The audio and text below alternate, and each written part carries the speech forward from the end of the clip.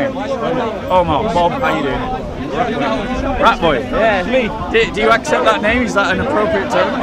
I didn't want to call you Rat Boy. Don't want to call me that. They can call me that. Omar. That's not my intention. I'm not here to insult you, but I'm here to ask about what the testimony of the Quran is about the Injil, and about whether you know what that testimony is. Fair enough. Would you be? I wasn't Rat Boy. Would you? Handsome boy. So, like, I was wondering if you'd be willing to go through some verses with me in the Quran and together to discuss what they mean in a non-argumentative way. Yeah.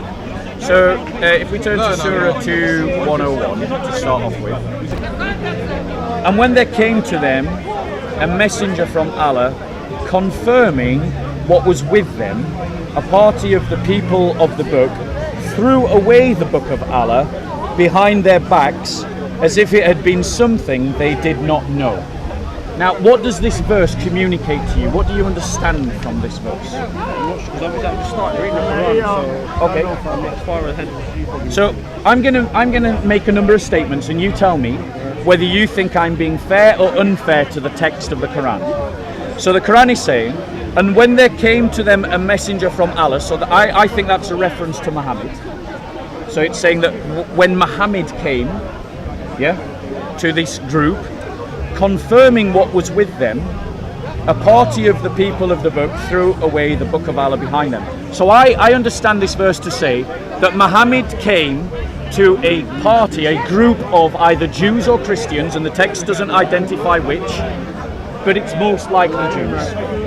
And he was confirming what they already possessed, confirming what was with them.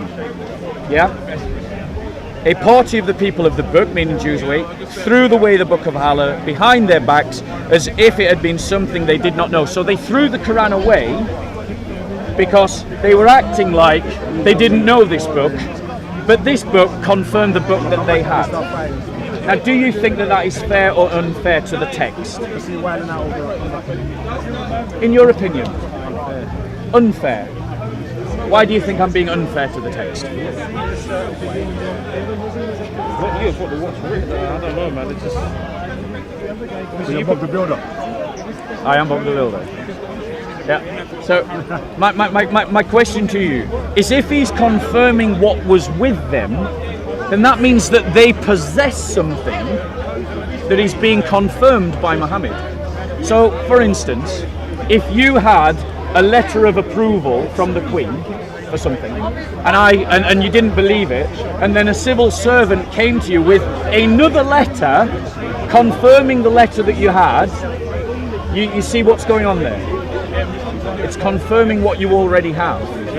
Now, if we look on a bit more, let's look at what else the Quran says. In, for instance, Surah 4:4-7, or 47, not 4-7. Right. So in 47, this is Allah speaking to me. He says, "O you people of the book," so Allah is speaking, and he's not addressing Muslims. Who's he addressing when he says people of the book? Who's he addressing? Is he addressing Muslims or Christians? Believe in what we have now revealed. So he's saying believe in the Quran, confirming what was already with you. So he's saying believe in the Quran because it confirms what you have already. Before we change the face and fame of some of you beyond all recognition and turn them hinderwards or curse them as we curse the Sabbath breakers, for the decisions of Allah must be carried out. So Allah is giving a threat to Alim al-Kitab, Christians and Jews, and he's saying believe the Quran because the Quran confirms the Torah and the Injil that you have with you. Okay, right.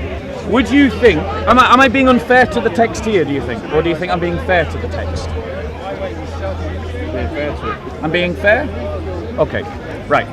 One more, and then I'll make my point that I want to make. So if we turn to Surah 5:68, in Surah 5:68, Allah again is speaking, and the one that he is speaking to are the people of the book, the Jews and the Christians. Say, so he's telling Christians what to say, or he's telling Muhammad what to say to the Jews and the Christians. Say to Muhammad, O people of the book, ye have no ground to stand upon unless ye stand fast by the law, the gospel, and all the revelation that has come to you from your Lord. It is the revelation that cometh to thee from thy Lord that increaseth in most of them their obstinate rebellion and blasphemy, but sorrow thou not over these people without faith.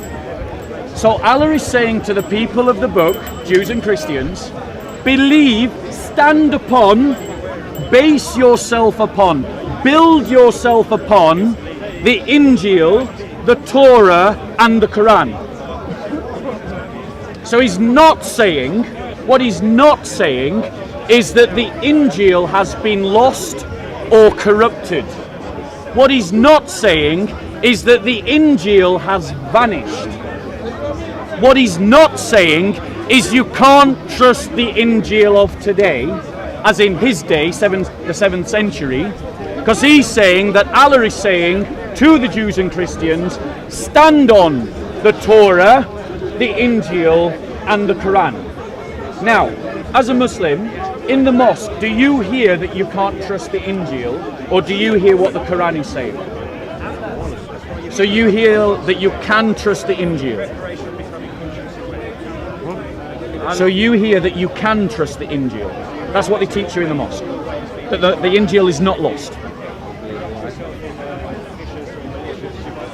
No, I haven't been. I'm not allowed to be Muslim for a while, mate. That's fine. That's fine.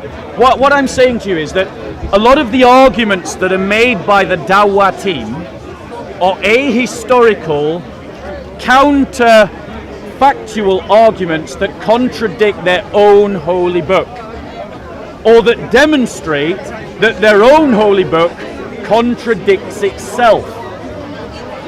Because, ladies and gentlemen, we have many copies of the New Testament from the 7th century. We know what the Gospel looked like in the 7th century. We know what the Injil looked like in the 7th century. Now, Muslim Dawah team, teach us that Gospel, that Injil has been lost. Now, if it is lost, where is the evidence that it ever existed, and why was Muhammad convinced that it existed in his own day? Why does he talk as if he expects to find the Injil and the Torah amongst the Jews and the Christians? Obviously, Muhammad believed that the Injil and the Torah was there in his own day.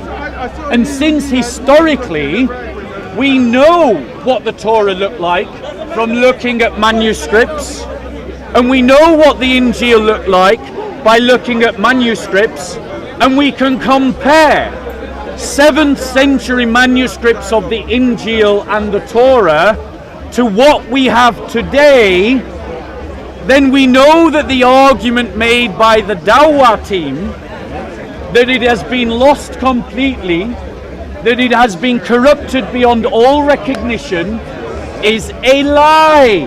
Yes, man. It is counterfactual nonsense. It is counterfactual nonsense, and I would challenge any Muslim who disagrees with me to show me evidence of this mythical Injil from the 1st century.